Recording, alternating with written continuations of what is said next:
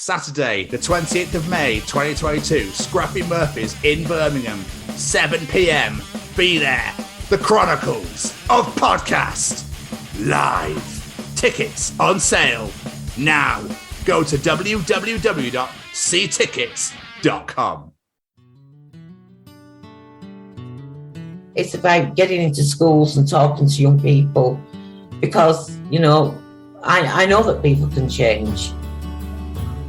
And it's about talking to people and getting them to understand and perhaps step back from violence and prejudice and whatever. And we just need to work together and keep on the good fight there. Absolutely. Hey there, guys. We are ecstatically happy to announce that we are associated with the Sophie Lancaster Foundation. The times are changing, and with the unfortunate death of Sophie, those changes have made a massive impact for the future. If Sophie was with us still today, I can guarantee what you are doing will still be reaching so many lives of young teenagers, young adults, and those who wish to be as different as possible. So thank you very much. To find out more about this incredible foundation and all the work they do, and more importantly, how you can help, head on over to www.sophielancasterfoundation.com.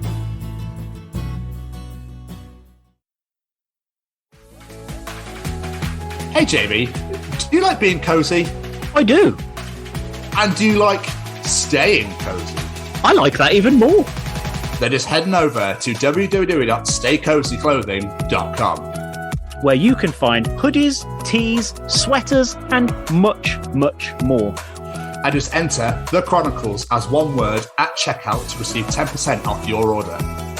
And make sure you follow them on the Instagram at Stay Cozy Clothing to keep up to date with all the new designs. Remember, guys, that's The Chronicles as one word at checkout to receive 10% off your order. And now back to this week's episode. It's Boba Fett here, and you're listening to the Chronicles of Podcast. As you wish.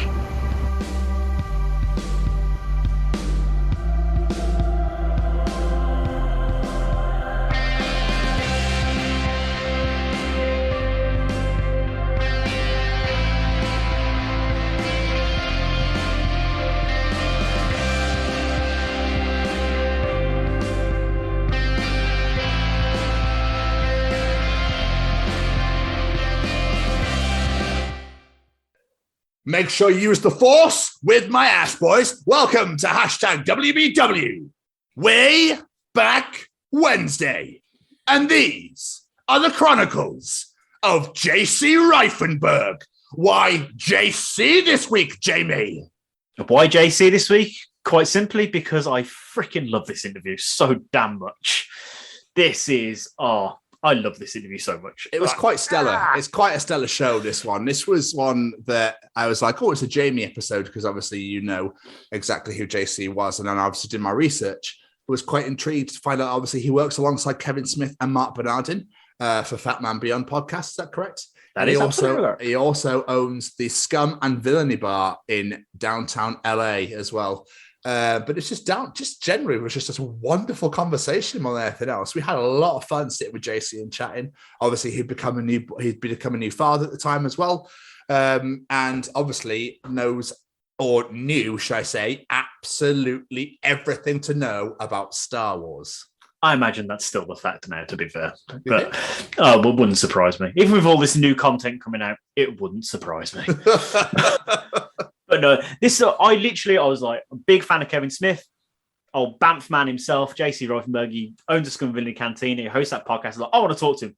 And then doing our research, when he said, come on, my God, this man's done a lot. Yeah. Like, he has done a lot more than I think casual fans realise. This is a fascinating conversation and probably the most stellar background. Oh, that was elite. That was the elite background, that was. I'm pretty sure it went for the MLB as well, didn't it? Major League Baseball as well at some point. Yeah. Yeah. I do remember this conversation. You do. It's great. It was great. I remember it being really cool. And afterwards, just like, you know what, we have those moments. I think we have it every week, actually, every interview we do, where it's just like, that was amazing. Just loved every second of it. And I'm really excited to bring this one back to the new channel, and for everyone, the new people that are now following us to hear it. I'm really excited to check it out, especially if you don't know who JC is, because this is going to blow your mind, especially if you're a Star Wars fan, and especially if you have a little tiny soft spot for Jar Jar Binks. Oh, JC's story about Jar Jar Binks almost made me cry. That's all I'm going to say. Check this out. So, Jamie, any final words? JC, a huge thank you. One day, at some point in time, I will visit that damn bar of yours because I'm desperate to go. But this is incredible. It'll be great to talk to you again. May the force be with you, and everyone check this out. Yeah, hopefully we'll get down to the Scum Villainy Cantina. That'll be so much fun. Jamie, we will achieve this one day. Don't you worry. JC, thank you so much for taking the time out of your very busy schedule to sit down with us. I believe you had a meeting at one point and then didn't go because you were still chatting to us. So we really, really appreciate it. Ladies and gentlemen, these are the Chronicles of J.C. Reifenberg. Hey, wow. Hold on one sec. Yeah, no worries. I'll just admire your background while you carry on. Just muted. There we go. Hello there. Hello. Dude, what is behind you? Star Wars figures. Is it? Yeah, Star Wars figures. Damn, man. That is insane. That is insane. So we have this thing when a guest comes on, we always start admiring their background. I don't know why. We just do it quite a lot. I mean, I had this or I have Transformers, and I decided to roll with the Star Wars today. It's a good decision. My other one. How's my internet connection? I have fucking fiber internet, but as soon as I go on Wi-Fi and unplug, it doesn't. This is my other.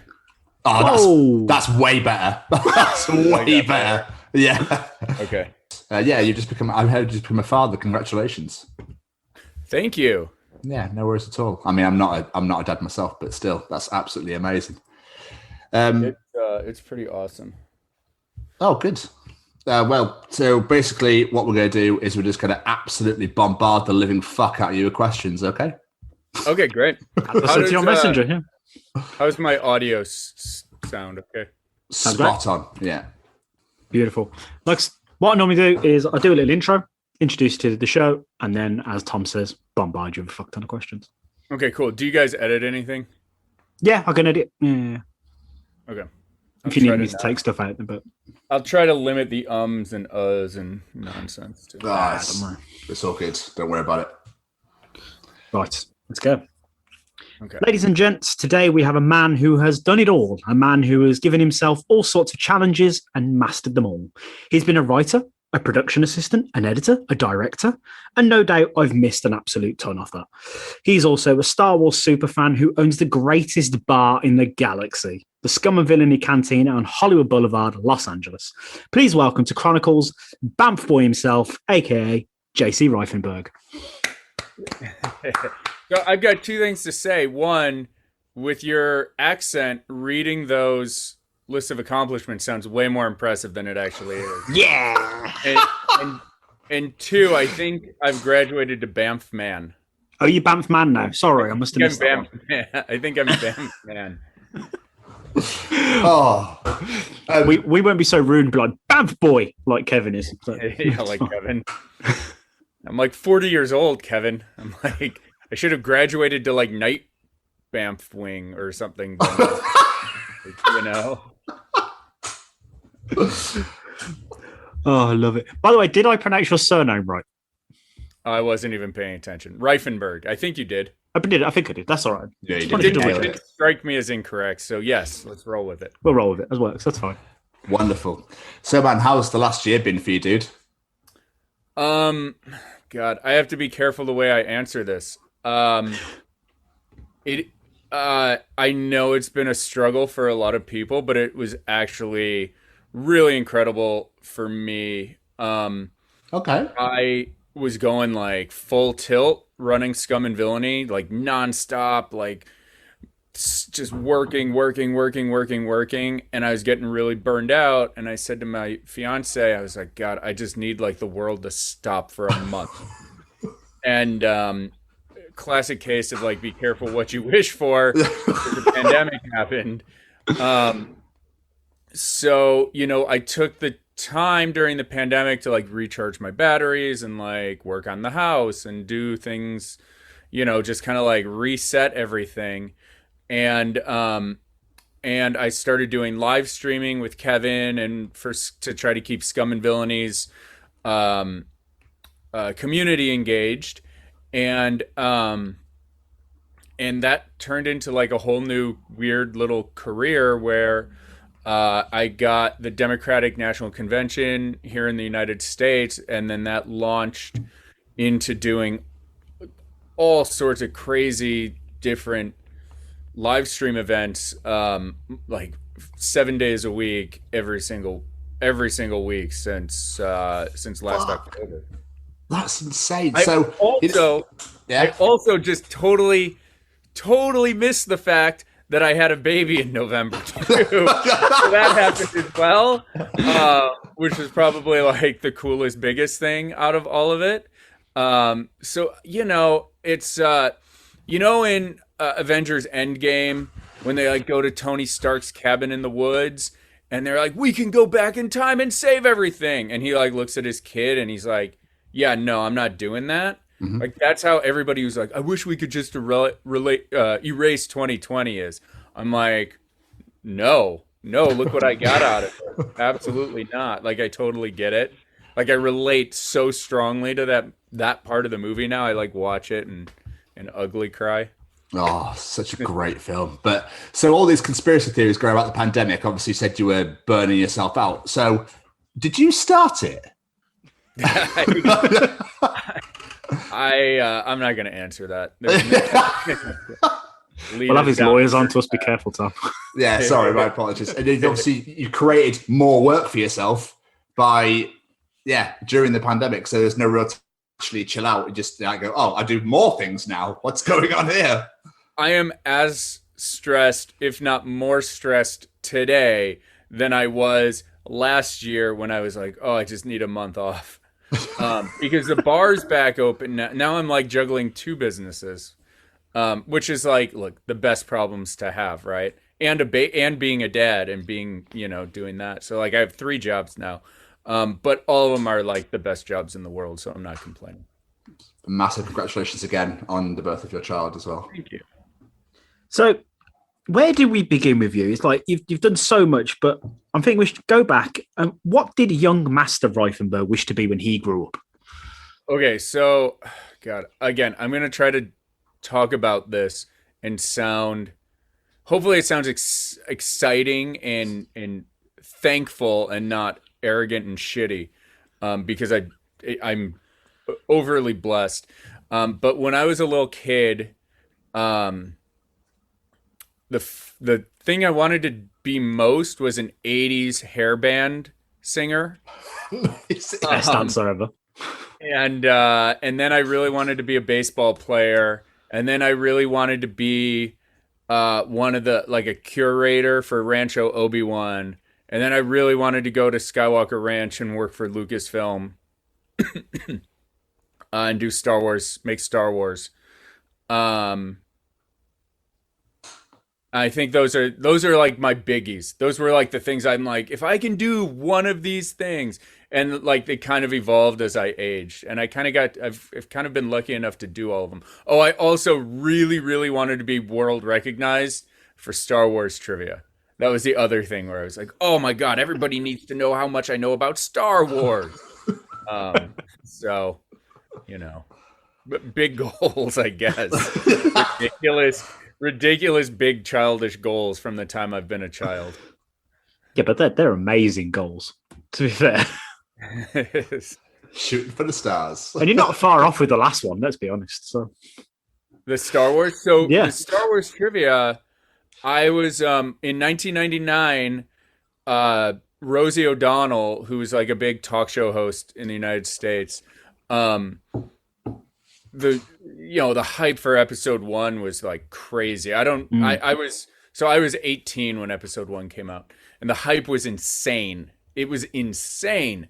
And so somebody told me that Rosie O'Donnell was always talking about Star Wars on her talk show.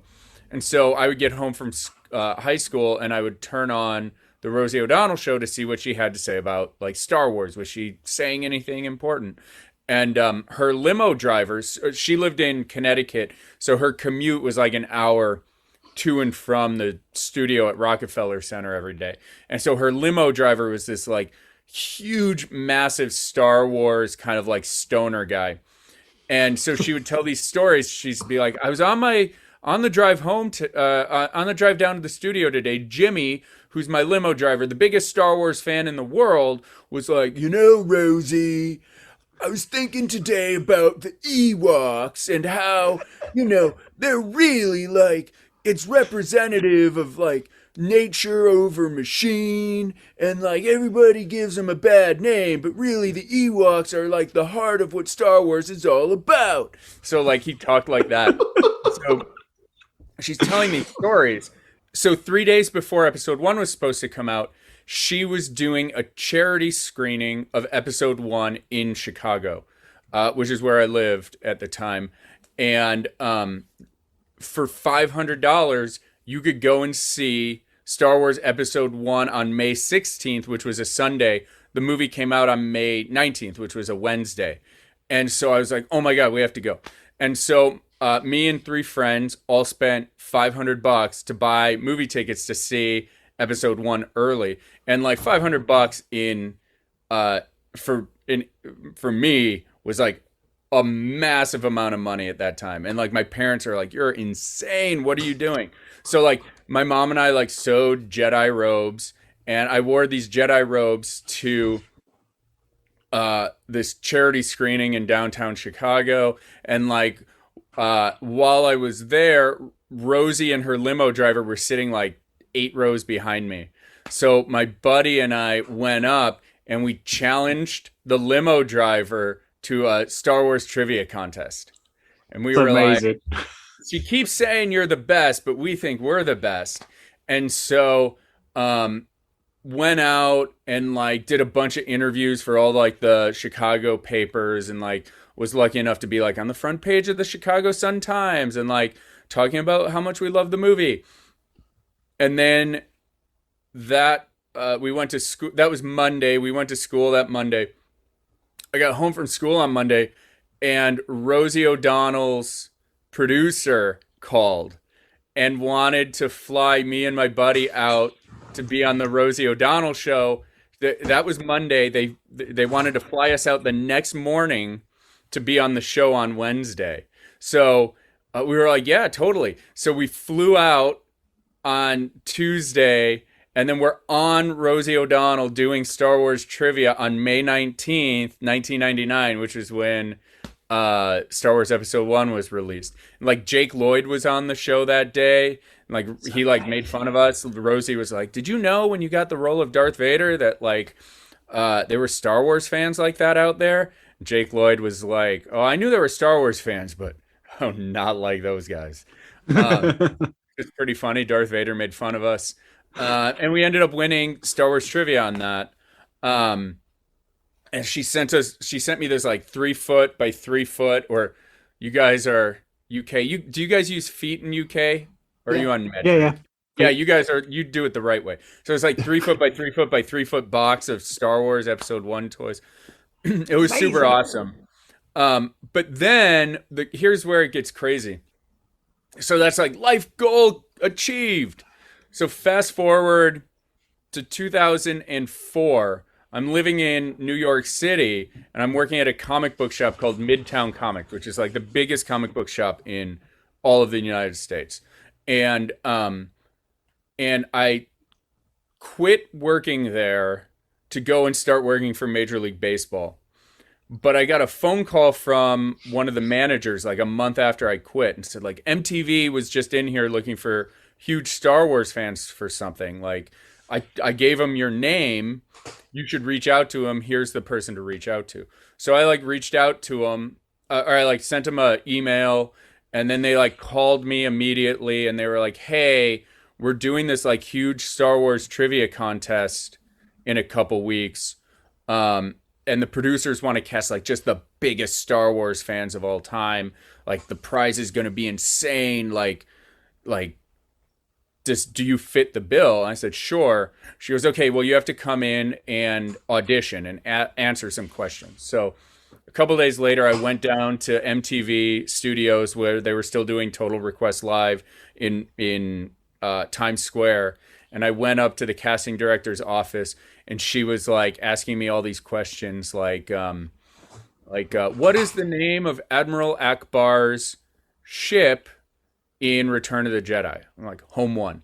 And so she asked me like 20 questions, and I was the only one. They interviewed like 4,000 people. I was the only one who got all those questions right.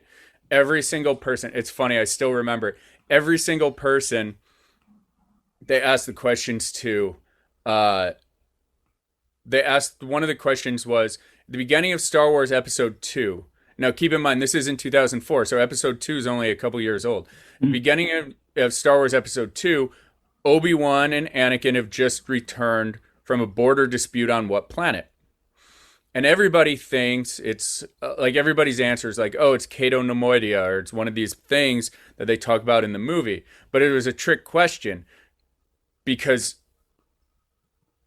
they don't, Anakin and Obi-Wan never mention it. It's mentioned at the beginning of the movie where Padme is talking to Palpatine, and Palpatine is talking, and Mace Windu are talking about like getting her security. And it's like, oh, Obi-Wan and Anakin, they've just returned from a border dispute on Ancion. So it was like this trick question. So I got that right. I got on MTV TRL. I ended up winning the MTV TRL trivia contest and got, I won a trip for me and a friend to go to Skywalker Ranch that next spring and watch Revenge of the Sith at Skywalker Ranch with George Lucas and everybody. So I like got to like live both my dreams in like one swoop, which was pretty crazy. So I saw Revenge of the Sith on May 5th, 2005, 3 weeks before it came out. With George. Insane. George 2 rows behind me, which was crazy.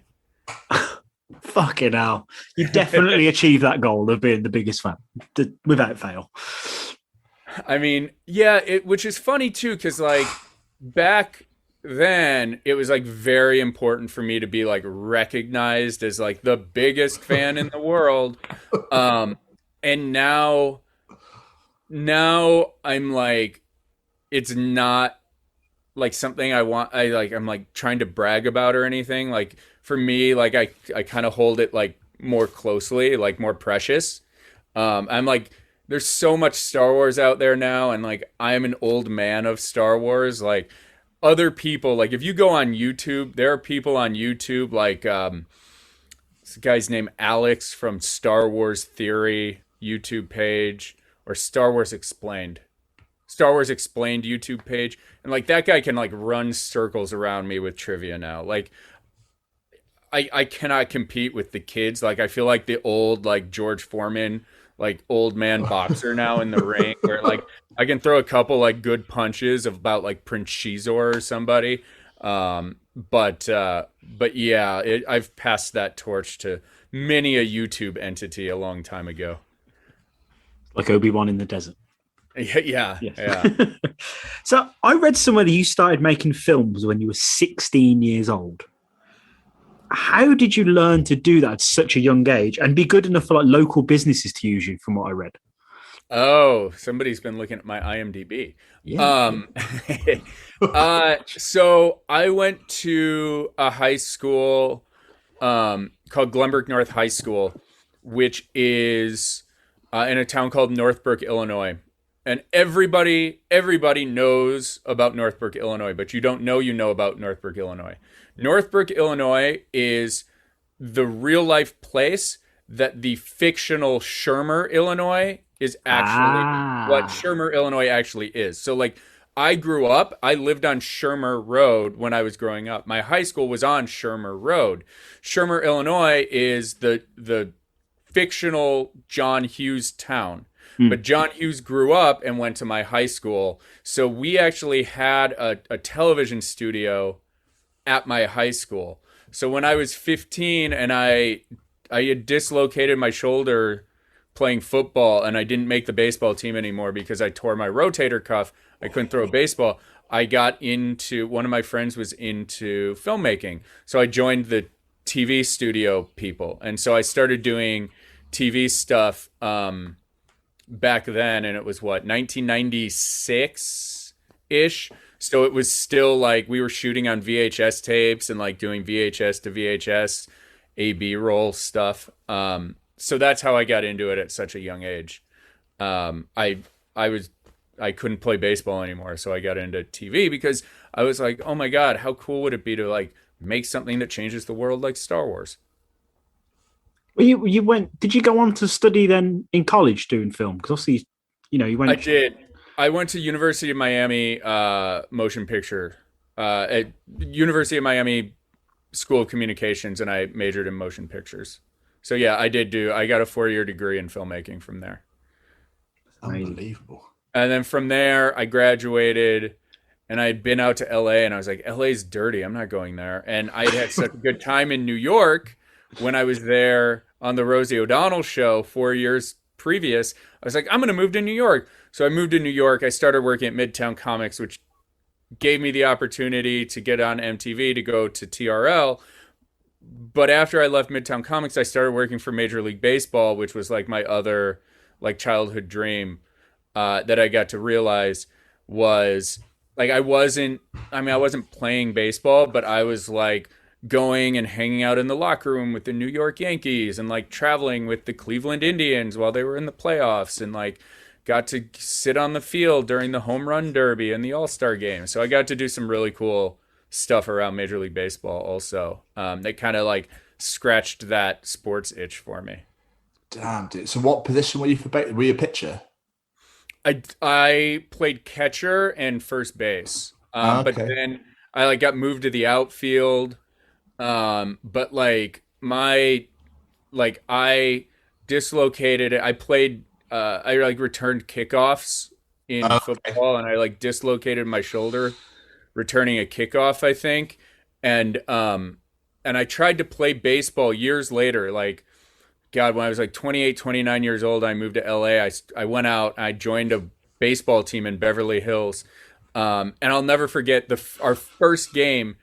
The team we played had Jose Canseco on it, who was MVP of Major League Baseball the year I got really into baseball in like 1988, 89. So my first game playing baseball in a decade was against Jose Canseco, which was like, again, another dream come true. But like I played like 4 games at catcher there, and by like game 5, I could still feel it. And like by the end of the season, like I couldn't even like lift my elbow like up above my shoulder anymore. So I did it.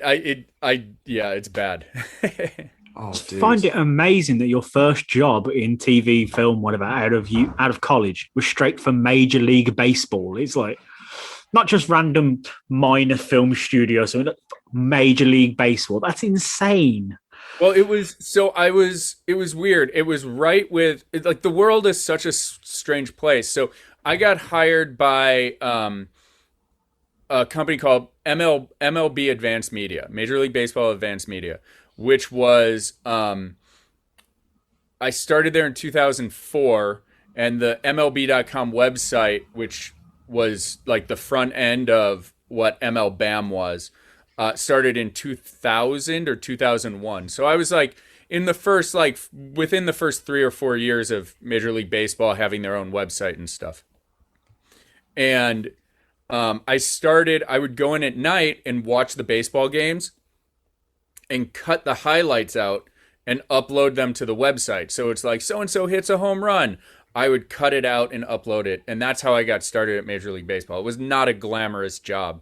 But compared to working at the comic book shop, I was making 2.5 times the money. I was making $6 an hour at the comic book shop, and it's on the second floor. So every day I was carrying like 40-pound boxes of comic books up 2 flights of steps this narrow hallway. And then I got the job at Major League Baseball. It was like life changing. I'm like, now I'm making $15 an hour and I get to watch baseball for a living.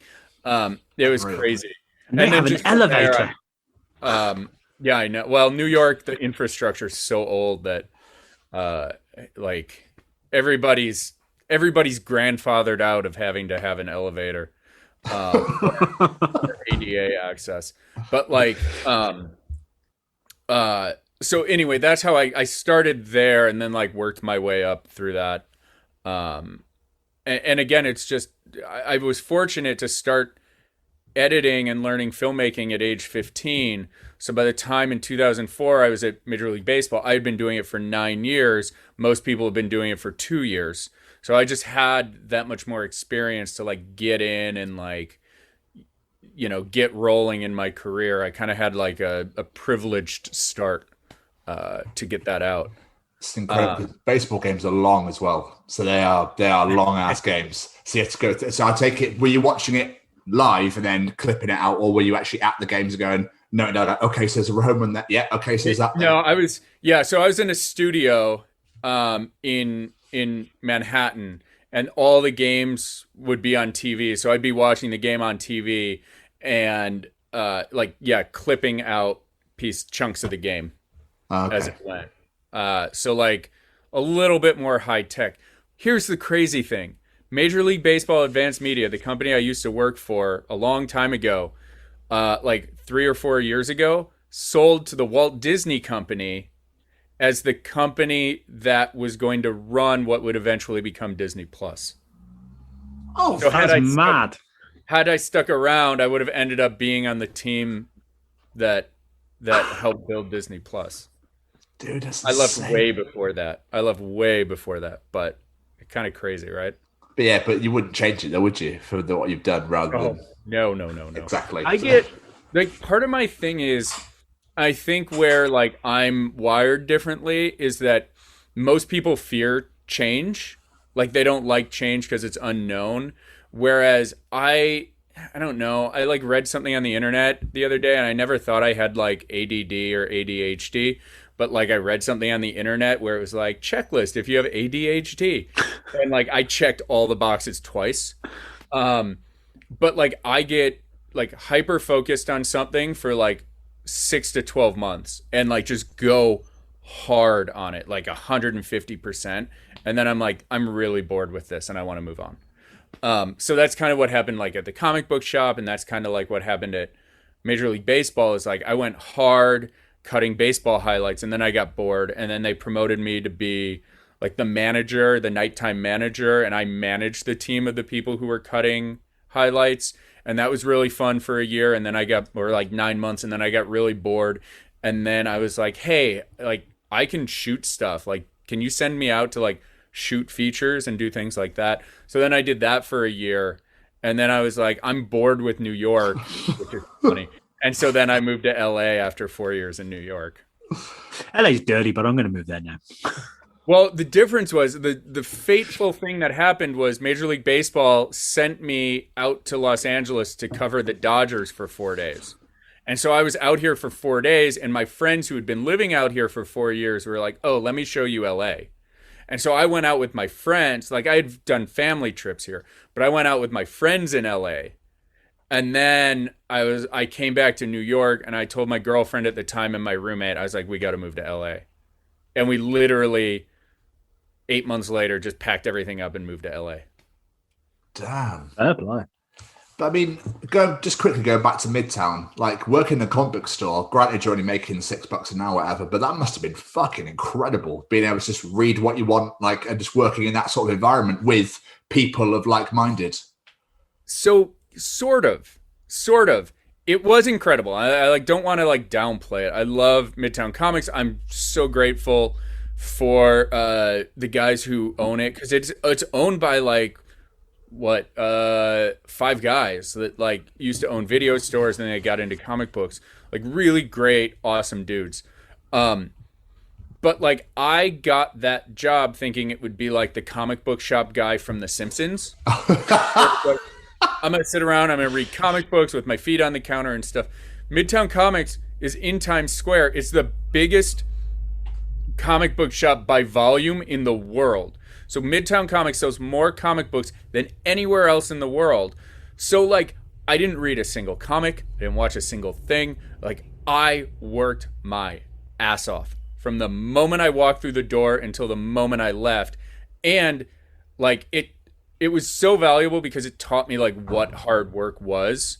You know, it's like, because the dudes who ran it, that's their livelihood, that's their business. So like, if they see you like roll back on your heels a little bit, they're on top of you. Like, hey man, like, we're paying you. Like, find something to do. Stay busy. Like, there's always something to do around here. Which at the time when I was 22, I was like, these guys are fucking the worst.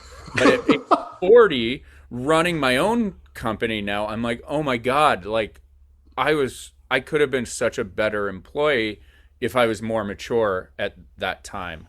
So like, I just worked my butt off there. But it was cool. Like, I got to, like, cause Midtown Comics is huge. So like, you know, Mark Hamill would shop there after his like Broadway play ended at night. So I got to like help him pick out comic books, and like some other people, like just like I met Sean Astin there. He was up for going to be the director of the Fantastic Four movie, the old one with like Jessica Alba in it. So he came in one night and bought all of our old Fantastic Four comic books. So I like got to help him do that. So like, I mean, like in it, I was like, oh my God, I'm commuting an hour to make $6 an hour. And like, this is just so hard for a spoiled 22-year-old. and not spoiled, but like obviously had not ever been in the real world. But like being able to reflect back on it is like so incredible. Like, taught me hard work, taught me like, you know, and I say this all the time and I shouldn't say it publicly, but like in New York City, if you are doing C+ work, you're not going to have a job for very long. But if you take a C+ employee from New York City and you put them in LA, they are an A employee. Like, like the expectation in New York is just so much higher than it is in Los Angeles. You know, so I'm glad like when I was young, I was able to be in New York and like learn how to bust my ass and learn what it took. Cause it's like, you're making $6 an hour. Like if I lose this job, I'm like hitchhiking back to Chicago with my tail between my legs. Like I have to make this work. I have to hustle. Like I have to go. And like, when I think I can't go anymore, I need to go harder. And then the other thing was like, I can't work at this comic book shop for $6 an hour. And like, yeah, I have all this experience editing high school stuff and film school stuff, but like nobody who runs a business gives a shit about that. Like they want real experience. So then I was like, on top of the comic book shop, I like went out and got an internship, which is when I was working for the movie producer. So I was going 7 days a week, 12+ hours a day, because I was like, not only do I need to like work hard to stay alive, I need to work that much harder to be able to get to where I want to go. Yeah. Unreal. So I personally first heard of you with your work with Fatman Beyond, obviously with Kevin Smith and former guest of ours, Marc Bernardin. But you've done a ton of work with Kevin. I didn't even realise till I was properly researching you. You've done absolutely. How did you get involved with Smartco originally? The Kevin story is also like, I'm either like the luckiest person on earth, but I'm also a huge Star Wars fan. So like as Obi-Wan Kenobi says, like in my experience, there's no such thing as luck. I just like, I work really, really hard. Like I'm willing to do whatever it takes to make the thing happen that I want to happen. So the way I got roped in with Kevin is in 2010, even further than that, 2009, there was an AtomFilms.com contest hosted by Olivia Munn, where if you could pitch a Star Wars fan film, the winning pitch would have Olivia Munn would act in your fan film. And this was before Olivia Munn was like Olivia Munn. She was like the G4 anchor at this time. And so I did a pitch for that, and I came in second place. So the next year at Star Wars Celebration 5, I met Adrienne Curry, who was America's Next Top Model season 1 winner, and My Fair Brady. She married like the Brady Bunch guy, and she was on The Surreal Life. She was a very big reality TV star at the time. And I pitched her my idea, which was Weird Science meets Star Wars. So take the plot of Weird Science, and instead of these two guys just being like general 1980s nerds, make them Star Wars nerds. And instead of using a Barbie doll to create Kelly LeBrock, they use a Hutt Slayer bikini Leia action figure to create Princess Leia, who teaches them the ways of the Force and builds up their self-confidence to do the thing. So I wrote this 23-page script with a couple friends, and in it, I needed like the mentor character. I needed the Yoda character. So I wrote a role for Kevin Smith in it, cast the film. This is in like September of 2010. And reached out to Adrian like, hey, I got it. Do you want to be in my movie? Crickets. I was like, well, I have this script now. So I cast the movie, and everybody who I cast was like, oh, you know Kevin Smith? I was like, I don't. And they're like, how are you going to get him to be in your thing? I was like, I haven't figured it out yet, but I'll do it. So we went into production in February of 2011, and we went to I started going to like Jay and Silent Bob Get Old podcast and Hollywood Babylon podcast when it was at the John Lovitz Theater at Universal Studios, and like could not get Kevin's attention. Went in with like people who were wearing stormtrooper costumes and the whole thing, and like could not get his attention. That March, like 24th or 25th, I think it was March 25th, 2011. So yeah, I've just been working with Kevin for a decade. Kevin, I started following Kevin on Twitter, and Kevin tweeted, hey, are there any film students out there with a Canon 5D camera that can shoot my podcast tonight? So I was like, I've got the camera, and I can bring a crew. So fortunately, like, because I was on Twitter nonstop following Kevin, I was like one of the first replies, and essentially I went in that night. I shot, I think it was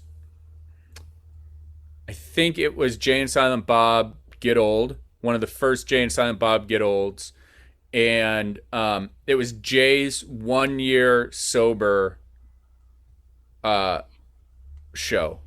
And so we shot that. I took it home. I put it into Avid, got it ready for Kevin to edit, and dropped it off at his house the next day. Well, dropped it off at Jason Mewes and Jordan, who runs Kevin's company's house.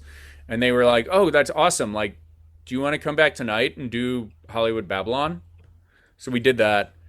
And then they were like, at Hollywood Babylon, they were like, do you want to come back next week and do Jay and Bob Get Old and Hollywood Babylon? And then they were like, do you want to come back next week? Do you want to come back next week? Do you want to come back next week?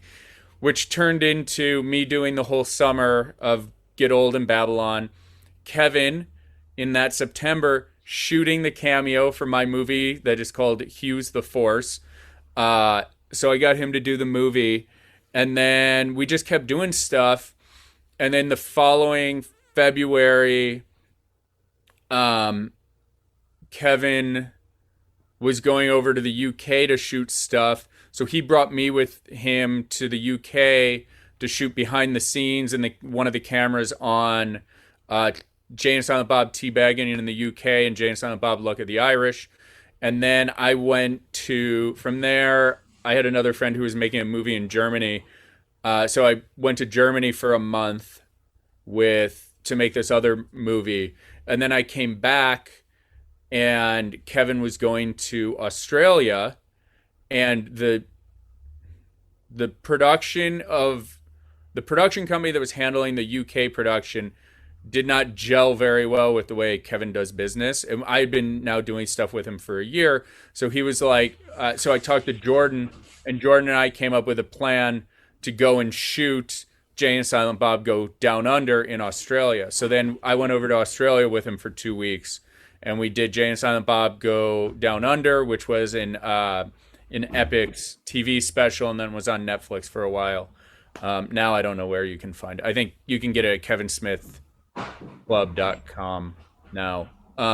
So I did that, and then things just kept moving, and like we went off to shoot Tusk. So like Jason and Muse and I were doing behind the scenes on Tusk. So Jason and I lived in North Carolina together during the shooting of Tusk.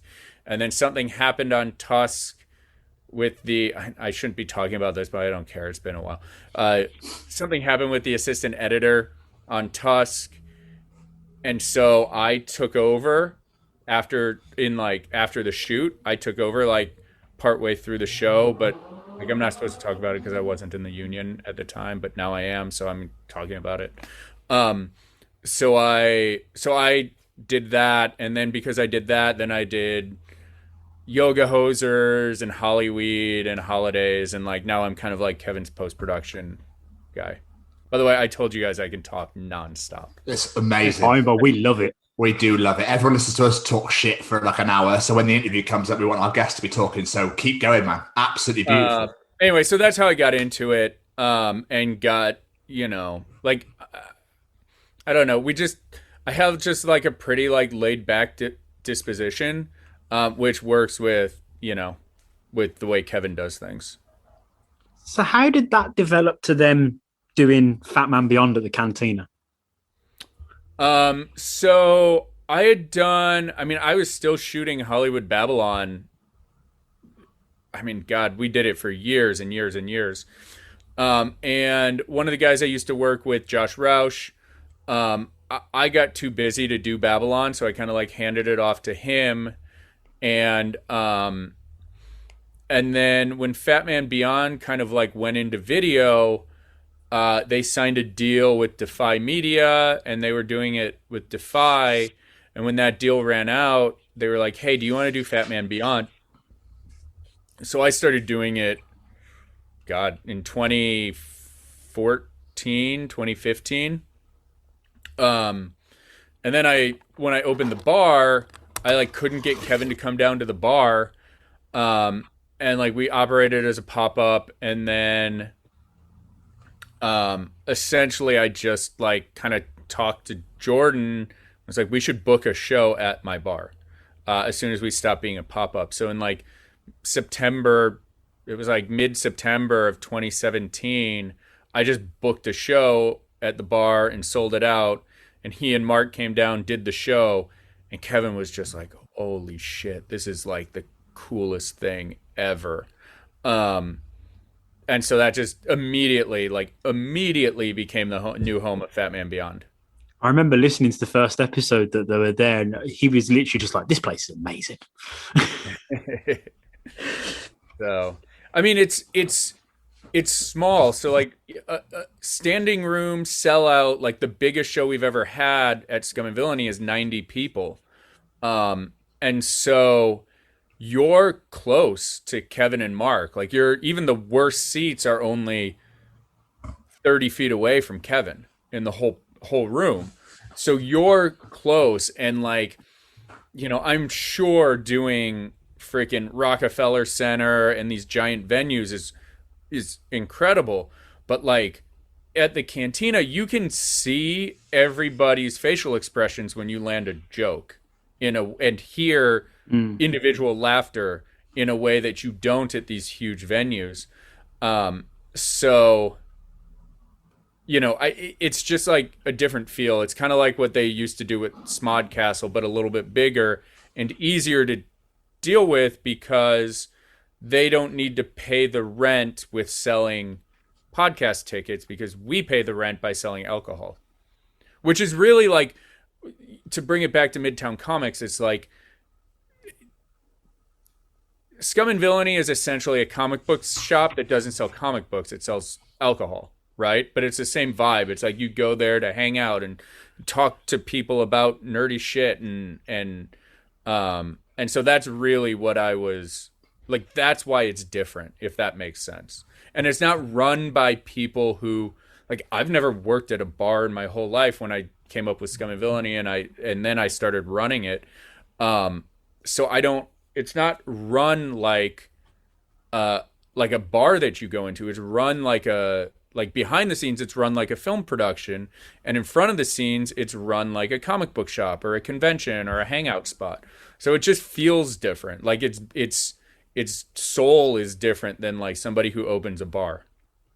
Yeah, we need more. We don't have any like geek related kind of bars in Britain. It's just, yeah, that'd be unbelievable, because obviously geeks are known for being in their basements all the time. So it's just giving them an opening for them to be able to come out and enjoy the outside world essentially, and talk about all the shit they love and all that sort of thing. It's incredible. Absolutely incredible.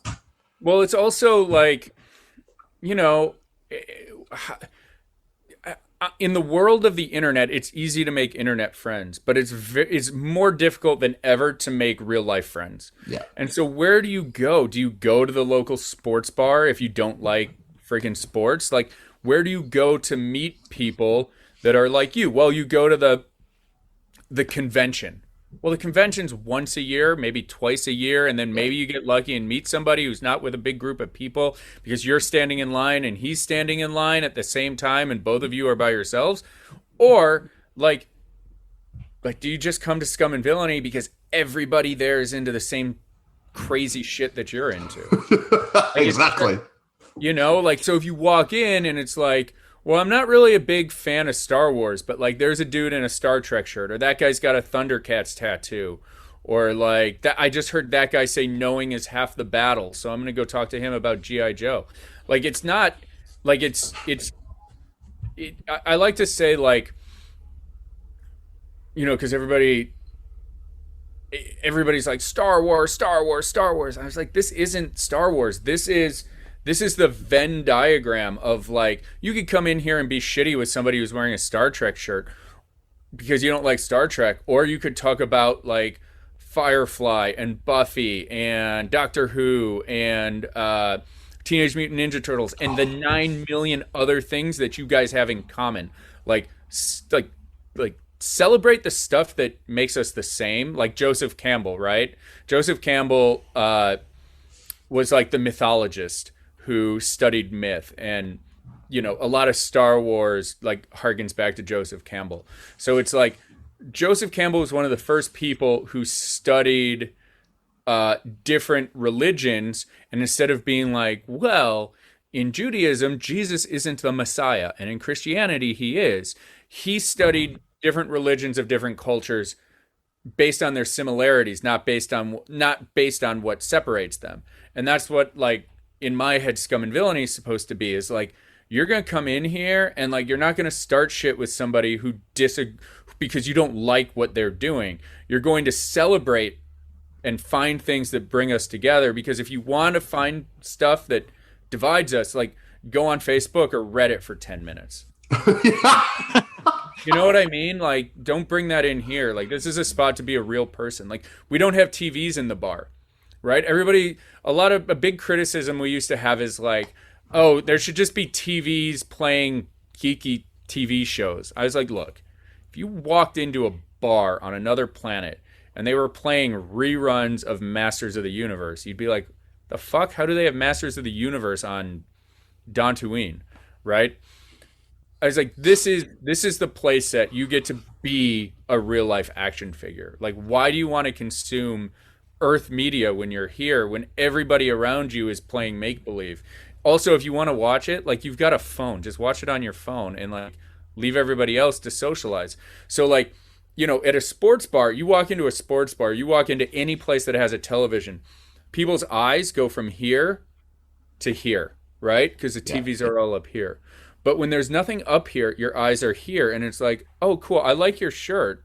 Like, where did you get your shirt done? Or like, you start to notice things about the human beings who are sitting around you that you don't notice when there's a television, 40 TVs everywhere blasting you with crap. So we don't have TVs in the bar, for that reason. Genius move, because obviously everyone is so like this is the world now, isn't it? Everyone's just doing this. No one really talks to anybody anymore. So that is a genius move. It was already my dream destination to go to this bar. Now I'm like even more fucking sold on it. It's just, and I love the fact you've got like a themed menu as well. And like you say, it's not just Star Wars. Like I believe I saw a drink after Black Panther and stuff like that. I was like, this is so fucking cool. It's, the way I like to describe it is like, if you've ever seen or read the book Ready Player One, where it's like the Oasis, right? And it's like, when you're in the Oasis, you can create everything. It's a virtual reality world. And like, I don't know anybody who's so dogmatic where it's like, I can create anything. I am going to create a bar that looks exactly like Cheers. And the only people allowed inside are people who look like Ted Danson and Woody Harrelson, right? Like, you're not going to do that. You're going to be like, this thing looks really cool. I'm going to take this thing from here. And I love Back to the Future. So I'm going to take this thing from Back to the Future. And I'm going to take this thing from Masters of the Universe. And oh my God, when I was a kid, the claw shield from Thundercats was like the coolest weapon I'd ever dreamed of, because like it shoots the thing out and then he can swing on it like Batman. Oh my God, speaking of Batman, like we should put the red bat phone in here from Batman. Like, that's who I am. Like, I'm the kid who, like, when I bought my toys out, like, the Voltron Lions fought alongside Optimus Prime, who fought alongside Luke Skywalker, who fought alongside Prince Adam. Like, and Cobra fought with, the Legion of Doom. And, like, that's the way I played. Like, superhero team up to me was way more fun than just, like building the walls between. So like that's kind of why Scum and Villainy is the way it is. God, I wish you were my best friend when I was growing up. But with the bar and stuff like that, do you do like theme nights and events and stuff like that, or is it just the bar? We do. It's been a little weird with COVID. So in the before times, we would do Monday night game nights, and every game night would be themed. And we do cocktails that matched the theme. Looking ahead, like stuff I want to do. Like I want to do. Have you guys ever done speed dating? It's like the weirdest, most like it's such a awkward experience that it's. And I like that. Like I like things that are so awkward they're fun. Like something watched it. Like in a Judd Apatow movie or something, you'd be like, it's like, ooh, like it makes you cringe. I like to do those things in real life. So like I did speed dating at a Star Wars Celebration 5, and I thought it was so hilariously awkward. Just like all these nerdy people being like, my favorite movie is Empire Strikes Back. And I'm lovingly making fun of what we talked about during speed dating. But it was so much fun. It was such a weird experience. I'm so happy I did it. So like I want to do light speed dating at Scum and Villainy. We're gonna start doing. We're gonna start doing movie nights where people can come in and watch movies, and we're gonna have free popcorn and stuff. We're gonna do. We're gonna start doing. Like what we're going to call like a versus battle, where every month we're going to do, every month we're going to pick two superheroes. So like, it'll be like Superman versus Batman, right? Who would win in a fight? And the way that you vote is we're going to have a Superman drink and a Batman drink. And whoever sells the most drinks during that month is going to be the winner. And it's going to be like a whole bracketed system. Amazing. So like at the end of the year, we're going to see who the greatest superhero of all time is based on people coming in and buying cocktails to support that superhero. And like in the bar, we have some projector screens that have like our menu on it. They look like holograms, kind of like I hung clear plexiglass and hit it with a projector. So it's like you can see it from both sides, and this whole thing. So on the projectors, we're going to tie it into our point of sale system. So every time somebody buys a Superman drink, you're going to see the number tick up. And every time that's so fucking cool. Somebody buys a Batman drink. So in real time, you come into the bar and you can vote with your cocktail who you want to see win. And then like every few days, we'll update it on the website and be like, oh, Batman fans, what are you doing? Like, you talk a big game on the internet, but like Superman's kicking your ass in real life, and get people in to like, you know, support Batman. We just got Skywalker Ranch wines. So we haven't really been a place that sells wine before, but like starting next week, you can drink wine that is grown from the earth, nutrients pulled from the earth of Skywalker Ranch, brought up into these grapes, and it is a way for you to consume and get a little taste of Skywalker Ranch via Scum and Villainy. So that's going to start happening next week. So like end of June. We've got what other fun things are we doing? Like we're going to do, like we have like interactive drinks, which is a weird thing to say, but like right now we only have one on the menu right now. We call it the Tiki Temple. And so if you order the Tiki Temple, the bartender comes out to your table right now and lights the drink on fire, and it goes woof. And then one of our bar backs, we hit a button and all the lights go in time to the Raiders March. And it's like do do do do do do do. Like one of our bar backs dresses like Indiana Jones, and he does like a little like 10-second stunt show in the bar. And so we've got more drinks like that. We've got one that's really cool called it's gonna be called Chaos Magic, where it like changes color. Like the drink will change color when you order it. Like all the stuff all the lights turn like red, like Scarlet Witch, and you hear like you'll hear the like it was Agatha all along play on the. That's so cool. This So exhausted barman at the back getting out of his Indiana Jones costume, putting on a Scarlet Witch one, running back out. So we've got like a lot of fun stuff like that. Like the Chaos Magic has like red sparkles in it, so it looks like Wanda's energy ball. So cool. I'm trying to think. Like I really want to get into like and this is like way out there, and I'm just like throwing all the ideas out, but I really want to host Smash Brothers and Mario Kart tournaments at the bar, where you can come in and we'll do like competitions there where you can win prizes and stuff. I mean, we do karaoke on Thursdays and trivia, like pub trivia, like geeky pub trivia on Wednesdays. But even like our pub trivia is interesting because like we don't just do pub trivia, we call it Trivia Quest. So like you can come in and you play trivia and you can win the night, but certain questions throughout the night, which are random, earn you points on Trivia Quest.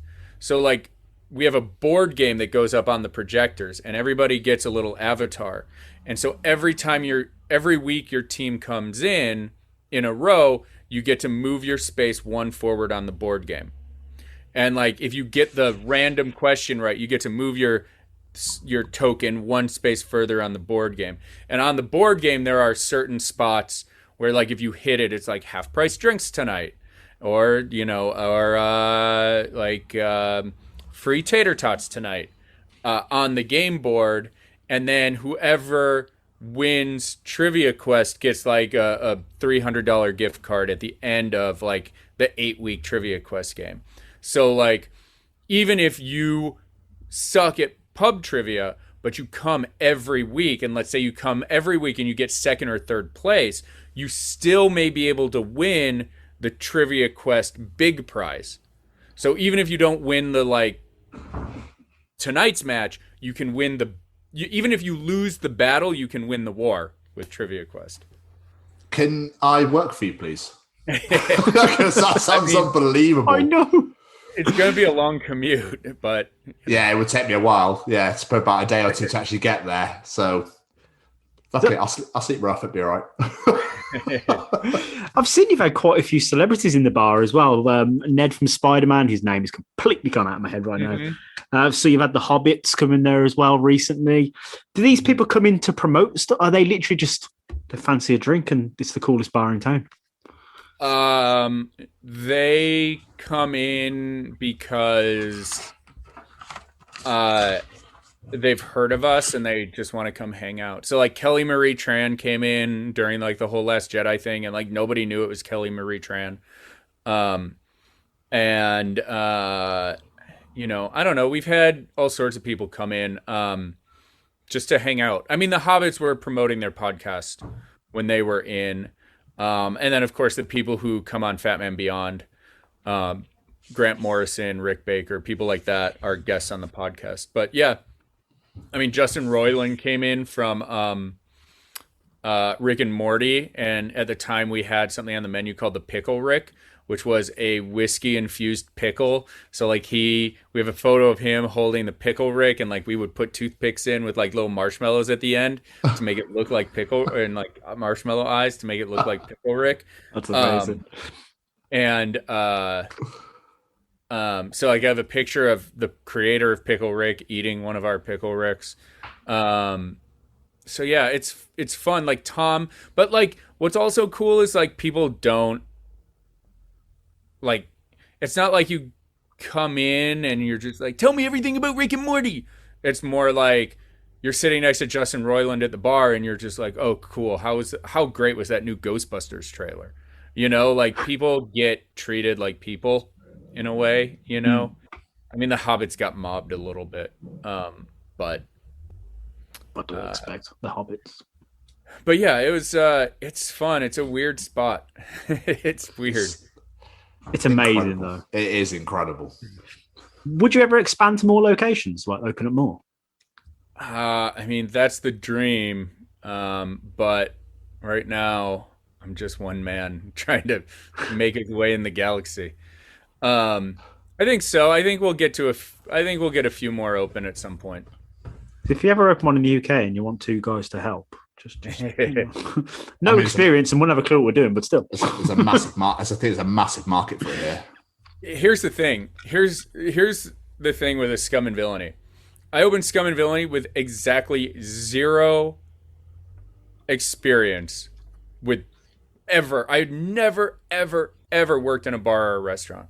So like, it's not like you guys could do it because it's not. I mean, like, it's easier to learn how to run a bar and a restaurant than it is to be authentically passionate about the shit that we all love, if that makes sense. Like, it takes a lifetime of, like, loving stuff that everybody else tells you you're stupid for loving. Like, and, like, what is this ever going to do for you? Well, like, now I own a bar. That's what. Like, it takes a lifetime to build up that passion, right? Whereas, like, you can learn to run a bar or restaurant in 3 to 6 months. I did it. I talked to my employees. Some of them will say I didn't do it very well, but but the experience, the customer-facing experience was good. I can imagine. Like I say, you sold me 500 times. I was already sold, but I just want to go even more now. So before we start wrapping up, I did just want to go back to Star Wars a little bit because, you know, your fandom has led you to do some incredible things. You know, you've already mentioned Hughes The Force, which is so good. I watched it the other day. I was absolutely in tears. It's so funny. Thank you. And obviously, we've mentioned before when we were talking about Comlink, the YouTube channel, which there's so much cool material on there. But the one I need to speak to you about most, because it must have been incredible for you. Oh, sorry. Can I tell you the story behind Comlink? I'll try to tell it quickly. So I knew some people at Lucasfilm, and I had done some work for Lucasfilm. I did with Kyle Newman, who did Fanboys. He and I did a thing called Return of the Jedi for Lucasfilm, which was like... I was literally just about to ask about it, so there you go. Return of the Jedi's 30th anniversary. It was like a celebration of Return of the Jedi because Return of the Jedi always gets shit on.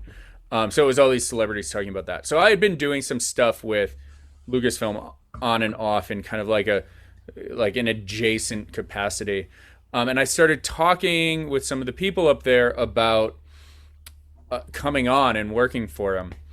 And while we were shooting, I was like just about to start the interview process and like kind of like off the record talking to people at Lucasfilm about coming up there to work on video features with them. And then the Disney sale happened.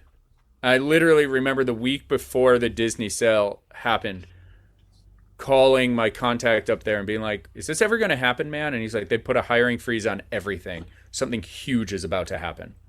And then the next week they announced the Disney sale. So the next Comic-Con, so that was in 2012. The next Comic-Con I was at, I bumped into my Lucasfilm contact, and he was like, hey, we're ramping up to do this thing again. Are you still interested? I said, yes. So I started interviewing at Lucasfilm around that July, August, and like doing phone interviews and just staying in touch. And then I was supposed to be in the movie Tusk, and I couldn't because I had a phone interview with Lucasfilm at the time.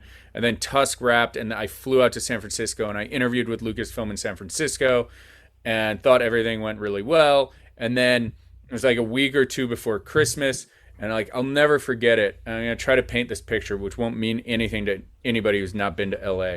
But like I'm coming over the Hollywood Hills, and there's like a little gap in the hills right between like the Hollywood Hollywood Hills and Universal Studios.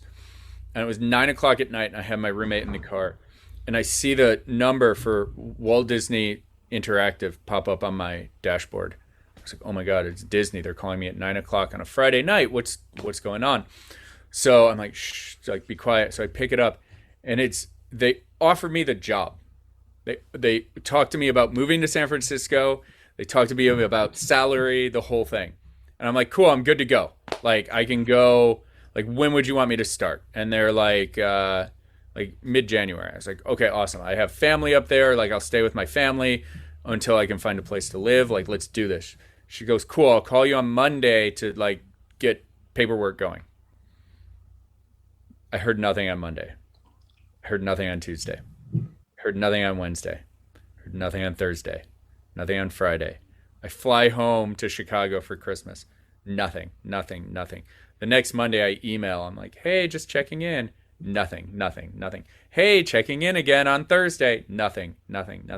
Then the day before, I think it was December 23rd, I sent a tweet and I said, all I want for Christmas is to know if I'm moving to San Francisco next month. And I think it was December, maybe that was the 22nd. And then on December 23rd, I got a form email from Walt Disney Interactive. Dear fill in the blank, we regret to inform you that we've gone with another direction with the such and such. And I was like, no. What the actual fuck? So I didn't end up getting the job, and I'm not going to publicly, I'll tell you guys off air why I didn't get it. Okay. It was not because I was unqualified. So I got a real fuck you attitude at that point. I was like, okay, well, I'm going to do my own thing. So I put together this show called The Comlink, which in my head, it was like ESPN news for Star Wars fans. And like the same way you'd tune into like ESPN and watch sports, I was like, I want to do that for Star Wars news. Like Force Awakens is ramping up. It was 2014. So I put together this whole package and I teamed up. I had worked on Return of the Jedi with David Collins, who hosts stuff for Lucasfilm here and there. And I was like, hey man, do you want to do this like crazy Star Wars YouTube show thing? And he was like, okay. So like we taped like a pilot episode right before Comic-Con to show. So like David is good friends with Sam Witwer. So Sam Witwer was our first guest, and we talked to him about Star Wars. We did this whole thing. We got Adrian Curry, who, after denying me Hughes the Force, she and I became friends years later. So we had her interviewing Man on the Street about like silly Star Wars things. So we did this whole thing. And so Comlink was my reaction to not getting hired to do Star Wars content by Lucasfilm. Here's the crazy thing. My current fiance, Jen, the mother of my child, she is a bar and restaurant designer. And I had kind of dated her for a month or so in 2008. So I went back to her and said, hey, can you help me design this set for this Star Wars YouTube show I want to do? So she was like, okay.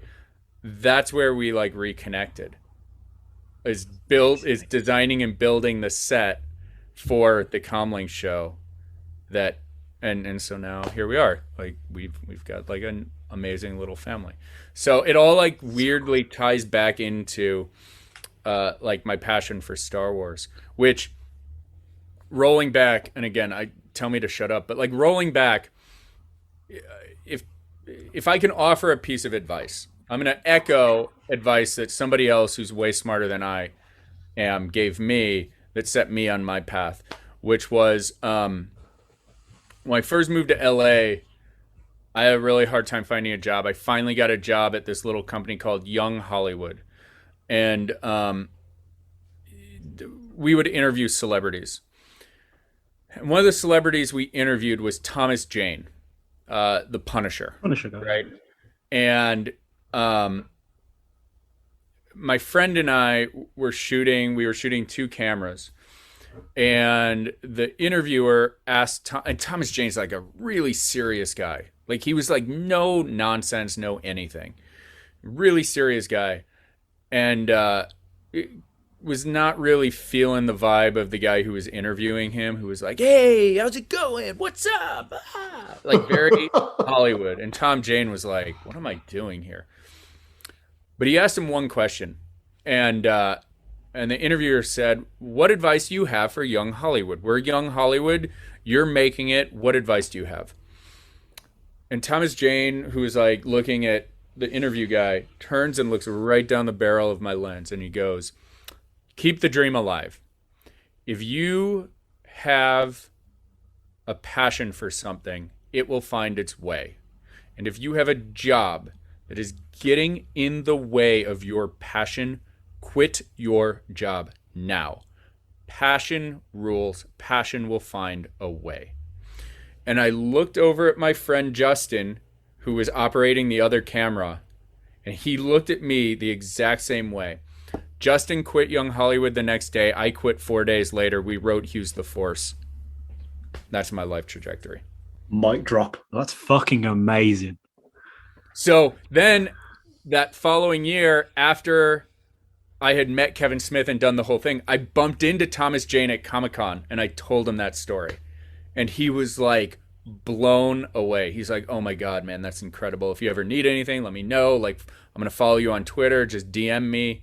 Like, and I've never like gone back to him, but it was like crazy to be able almost a year later to go back to him and be like, your advice changed my life.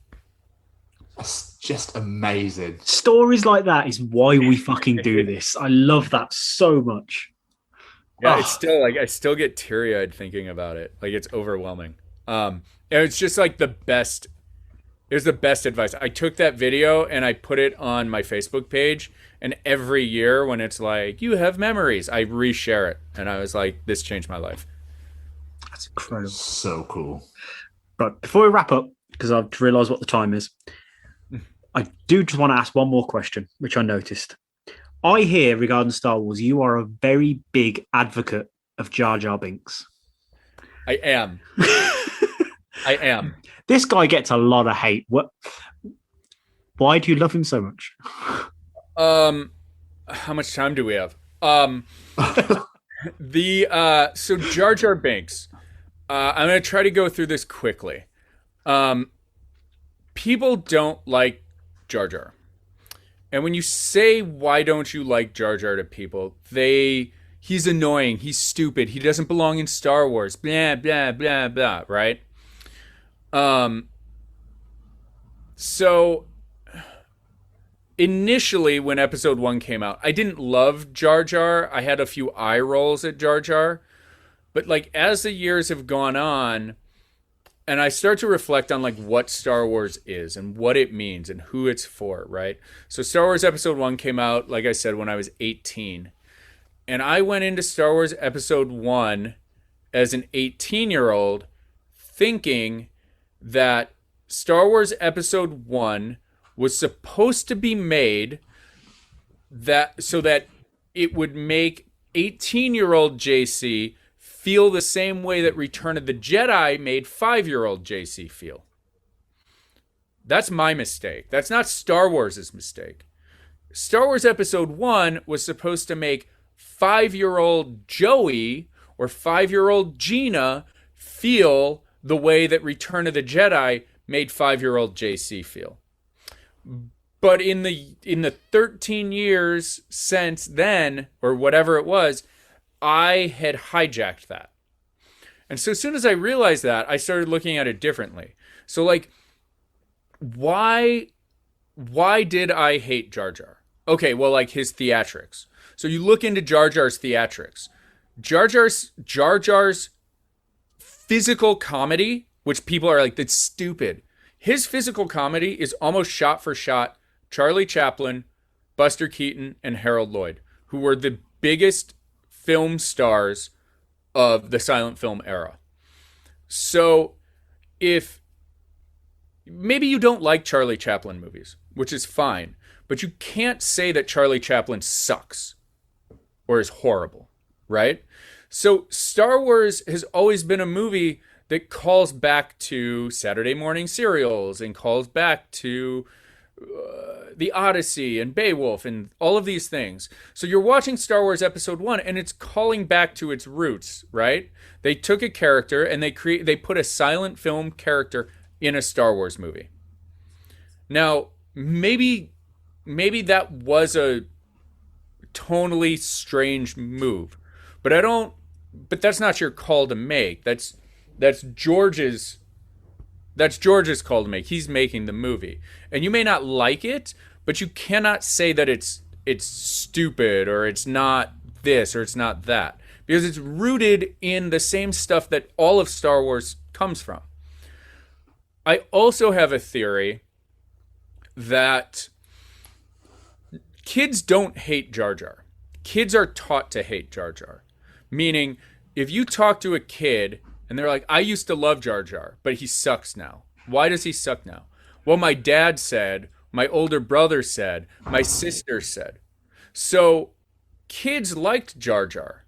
The people who were supposed to like Jar Jar did like Jar Jar.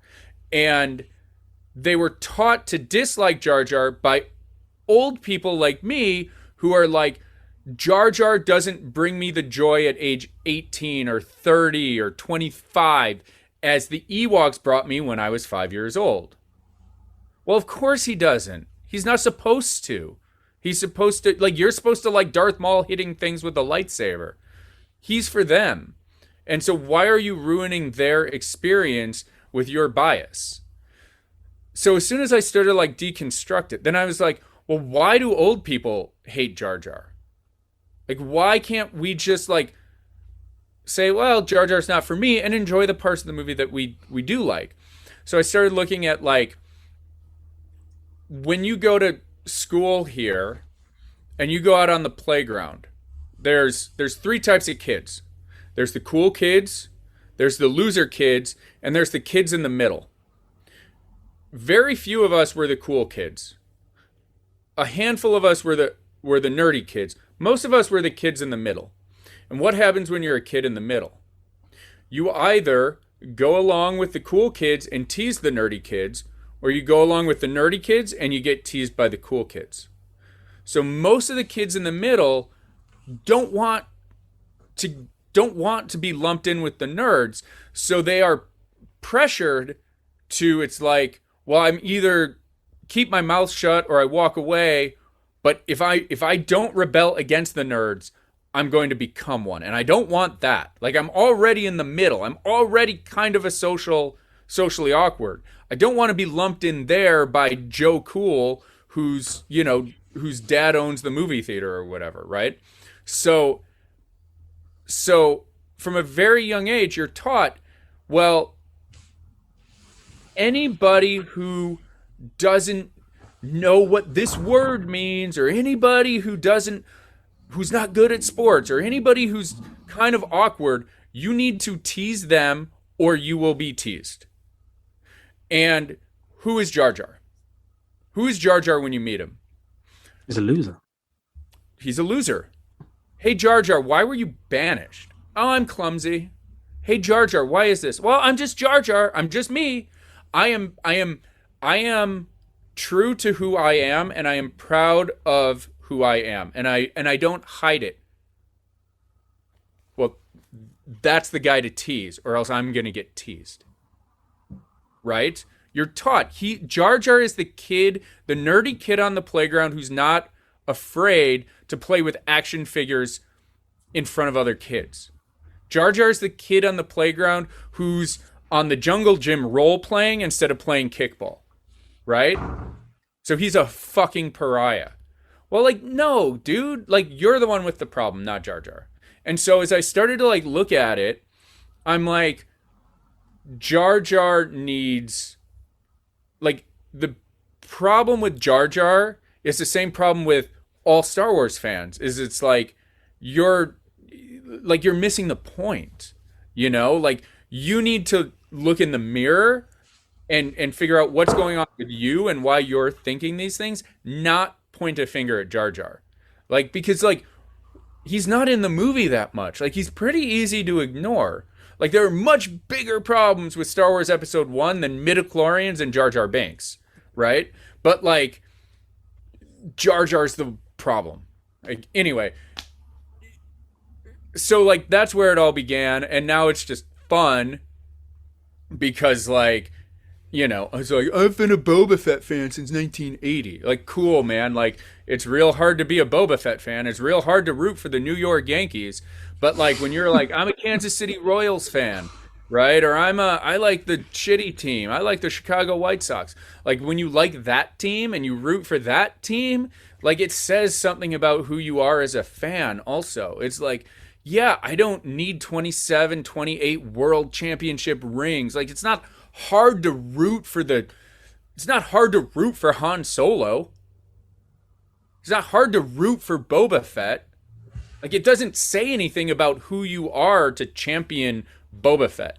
But to, like, be a champion of Jar Jar, like, you have to have a reason. You have to have a passion behind it. You have to, you know, like people who love the Ewoks, like, you have to, like, it is making more of a statement about who you are than being a fan of Boba Fett or Han Solo.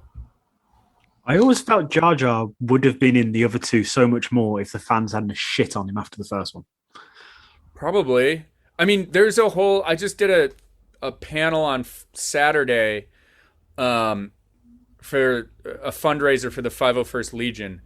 And me and a guy named Brian Young, who is the only other person on Earth who probably champions Jar Jar like I do, outside of Ahmed Best, also had this huge theory about how Jar Jar is the core of Star Wars. And I'm going to butcher it here, but essentially, if you look at Jar Jar's behavior in The Phantom Menace, and if you look at the prequels, and the prequel story is about the hubris of the Jedi, right? And Yoda and Mace Windu, and everybody talks about the hubris of the Jedi. We've lost our way, right? Yoda goes to Dagobah to ruminate on what went wrong. What did I do wrong, right? What did he learn? I mean, he learned that, like, when Luke meets Yoda, Yoda acts like Jar Jar. He's testing Luke, right? And when you look at Qui-Gon, right? And who is Yoda talking to on Dagobah the whole time? He's talking to Qui-Gon, right? How did Qui-Gon react to Jar Jar? How did Obi-Wan react to Jar Jar? When all the Jedi fail, who did Obi-Wan and Yoda turn to? Qui-Gon. Yeah. Qui-Gon. What did Qui-Gon teach you? Be humble. Treat all life with respect. Right? So the whole time they're in isolation, they're training with Qui-Gon to learn to be more like Jar Jar. Like Jar Jar is the heart, is the core of that whole story throughout the whole thing. If everybody in those movies had acted like Jar Jar, the Jedi never would have fallen. I love that. That's Brian Young's theory. It's not my theory. I'm not going to take credit for that. It's so much more detailed than like the Cliff Notes version I just gave you. But I'm sure you can find it. Brian Young is Swank Motron on Twitter. I'm sure you can find it on a blog or something that he's written in detail. I feel like I want to get up and just applaud you then. Just like, be like, yeah, just go mental. Like, just give you a standing ovation. Also, for my 39th birthday, my birthday present to myself is I bought a life-size Jar Jar who sits in our dining room. Incredible. As your daughter's growing up, you're like, this is who we honor and respect and we learn from. I love the fact that your speech about Jar Jar was probably more passionate about the business than the business you run, which was also very passionate. I love it. I have God, I know we've been talking for an hour and a half. I have a Jar Jar prequel that I've started to write. It's all tied in. Like I was doing, I'm not going to go into it. I have a Jar Jar prequel that I started to write because I'm like, how do you humanize? How do you make people who are not interested in even listening to like what I just told you about Jar Jar, who are so like closed-minded that they don't even want to hear it, right? Or who are like, he steps in poop and he goes, icky poo, right? Like and they're like, I don't care. He says that, he's horrible. I'm not listening to you. How do you reach somebody like that? And I'm in the midst of writing a prequel for Jar Jar, which takes place like 10 years before The Phantom Menace. Where Jar Jar is the top cadet in the Otogunga City Police Force. And Captain Tarples at that time is the police chief. And Jar Jar has scored higher than anybody in the history of the police cadets. And at the end, Tarples is like, Jar Jar, you have your pick. And Jar Jar's voice at this time is like more like my voice. He's like, oh, yeah, a little bit more in here. And so that night, Jar Jar and all the other cadets go out to like the Otogunga bar and are all drinking and celebrating. And everybody is celebrating Jar Jar, who scored perfect on all of his tests.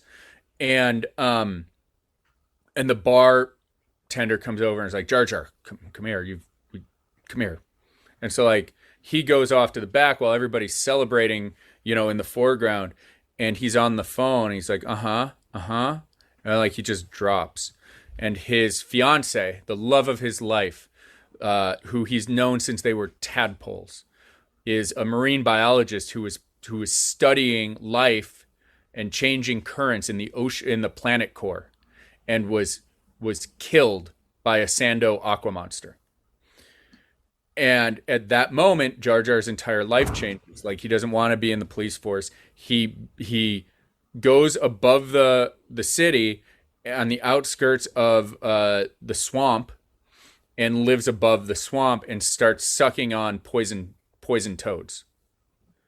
And the more he's just trying to kill himself. Like, he's not going to actually kill himself, but he's just like doing drugs and just like his skin is drying out. He doesn't go underwater anymore. And the more toad venom he sucks, the higher his voice goes, because it's ruining his vocal cords, and not being in the water is ruining all of this.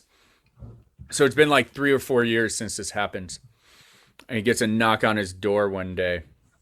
And he's like passed out, hungover. Tarples kicks in the door. Jar Jar! Get up, Jar Jar! Tarples explains that a prominent child from the Naboo has been kidnapped. One of the senator's children has been kidnapped. And the Naboo press has blamed the Gungan race for this. And it's a very sensitive thing, and the Gungans don't even want to validate the claim with like an investigation or anything.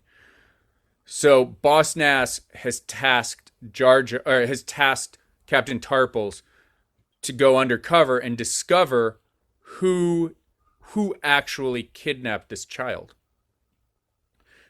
And Tarples, because he can't go with anybody else in the police force or everybody, goes to Jar Jar, his top cadet of all time, and says, I need you for this. Your people need you for this.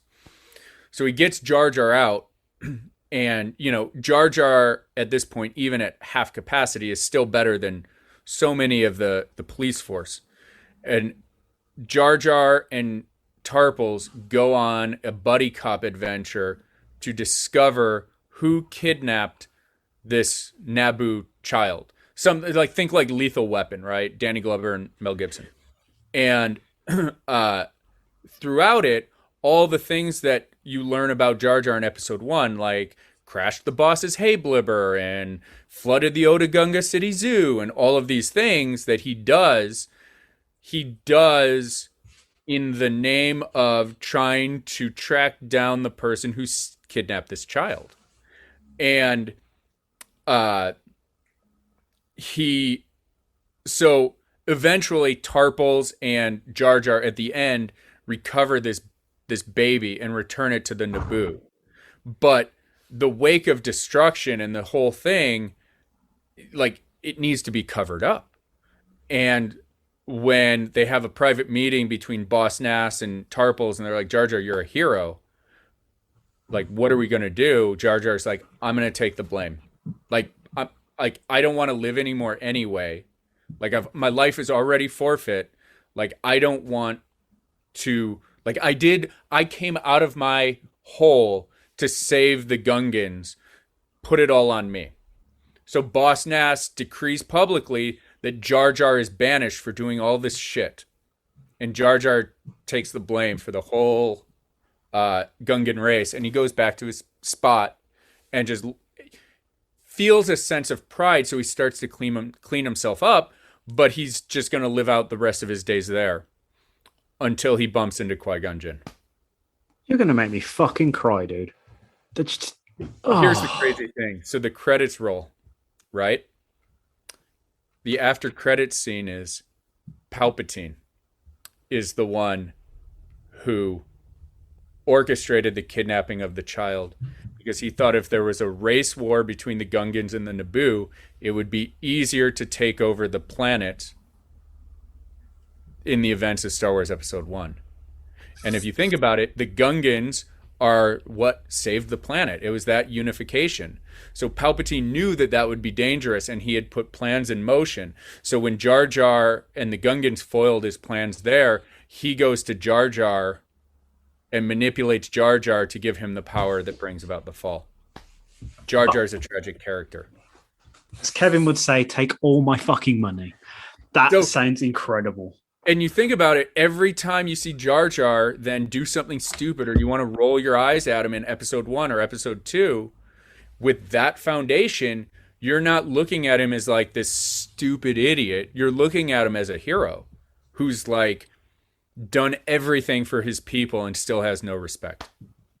Oh, I love you. Just fuck.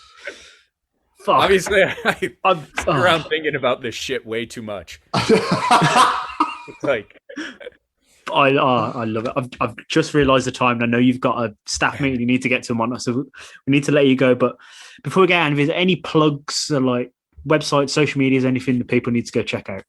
I mean, Scum and Villainy, Fatman Beyond, Facebook.com/Scum and Villainy Cantina, at Scum and Villainy Cantina on Instagram, scumandvillainy.cantina.com, youtube.com/Kevin Smith. I'm on Twitter is at Reifenberg, which is like spelled out like my last name, Reifenberg. Oh my God. were you going to talk about? Sorry, I know we're leaving, but were you going to talk about Summer '78? Did I cut you off on that? No, I was literally just going to mention about Return of the Jedi, unless he was. Summer '78 is in my questions. Yeah. Ooh. All right, let's hit on that, and then I'll go. So, I mean, I've just written down your short film. So, I mean, what is it? What was it all about? Like, fill us in. Tell us the whole story. So yeah, I just can't stop talking about myself. Don't worry, Jason. Obviously, I spent a lot of time with Kevin Smith. That wasn't meant as a dig on Kevin. It's people. No, it's true. Oh yeah. So Summer '78 was my other Star Wars short film, which was, Hughes the Force was made to like, it's like, they always say, write what you know. So that was what Hughes the Force was. But with the lead up to The Force Awakens, I just got this very huge nostalgic feeling about like what I loved about Star Wars, which was always the action figures. So they brought back the Star Wars Fan Film Awards that year. And some of the people I know at Lucasfilm hit me up and they're like, what are you going to do? And I was like, I'm not making fan films anymore. But then I had this, I was like, but if I were to make a fan film, what would it be? And then I got the idea for Summer '78, and I didn't have enough time to make it right before the deadline of the Star Wars fan film competition. And then like a month later, I started sharing a studio space with James Arnold Taylor from Star Wars Clone Wars. And I like, in passing, I was like, I had this idea about this film, about this kid who's playing with toys in his front yard, but it turns out like this kid in 1978, like, turns out to be more than just like a boy, right? Just like a random kid. There's like something else to it. And James was like, oh my God, we have to make that movie. And I was like, yeah, but the awards are over. Who's going to see it? And he's like, I will play it before the Mark Hamill panel at Star Wars Celebration that I'm hosting in April. So we made Summer '78. It's on YouTube. Summer '78 short film, if you YouTube it. I won't ruin the end, but that's how that like weird thing came about. But it was screened in front of at Star Wars Celebration in front of 5,000 people, which was incredible. You have had the most incredible life, man. I'm just passion. Follow your passion. Follow your passion, as a great Punisher once said. Just do it, and it's got to be a passion though. Like it can't be like, I'm interested in this, right? Like it has to be something that like you radiates from your core, and you won't fail. Like do the work, follow your passion. I love it so much. Beautiful. JC, thank you so much, man. This has been absolutely incredible. I've loved this so much. You know, I now need to buy a ticket to LA. I now need to see your fucking Jar Jar movie. Hang. I tried to do it as an animated. Or as a radio drama. I thought about doing it as a radio drama also. Oh, it'd be amazing. Just do it in all the things everywhere. But seriously, man, thank you so much for your time, dude. This has been absolutely wonderful. I've loved every second. Yeah, it was fun. I'm glad you let me talk about myself for an hour and 45 minutes. That's what we'll always. It's a pleasure. Hopefully your GM won't shout at you for being late. Yeah, hopefully, hopefully, like, it's fun talking about, like, all the crazy shit I've done, but, like, hopefully somebody listens to this and is like, if that fucking schmuck can do it, there's no reason I can't do it. And then they can go out and have a even bigger and better shit happen to them, you know? I mean, that's to me at, like, this point, like, that's the only reason I want to talk about all this nonsense is, like, I'm a poor kid from Shermer, Northbrook, Illinois, like, with no connections whatsoever. Like, if I can do it, like, anybody can do it. And also, like, it's never too late. Like, it's never too late to start, you know? Beautiful. He's humble too. Fuck, I want to marry you. JC, thank you so much, man. I'll let you get off. Yeah, man, this is fun. Thank you so much, man. Cheers, fella. Hey there. I'm Frank Guglielmelli, and I'm the narrator for the audio drama feed, featuring such audio dramas as Bounty Hunters, Marty and Mars, Val Toby, and so much more. You can find all of these wonderful programs on Spotify or wherever you listen to podcasts. Or you can go to our website at www.audiodramafeed.com. We are thrilled to be affiliated with the Chronicles of Podcast with Tom and Jamie.